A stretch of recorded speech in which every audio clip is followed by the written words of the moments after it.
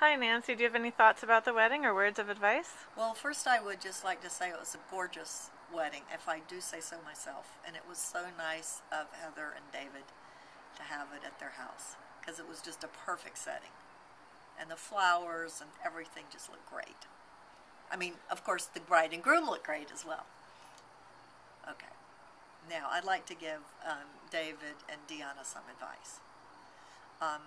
I'd like to say this is the last advice I'd ever give them, but I'm sure that won't be the case because I'm very happy to dispense advice.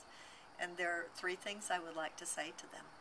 And the first thing is when you start to have an argument or something, remember, it's not all about you.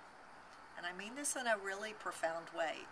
You come from different backgrounds, different families, and also different cultures.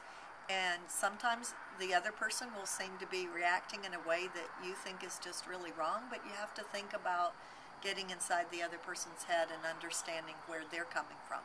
So it's not just about how you would be, but it's also how they might be thinking. And that's been very hard for me to do myself, and I hope that you will learn that as you go along. The second piece of advice is that I hope you won't keep score. Because if you start to think about, well, he did this to me or she did this to me and stuff, everybody loses. And the third thing I would say, which I said just after the wedding too, is that it's very important to laugh and to maintain your sense of humor.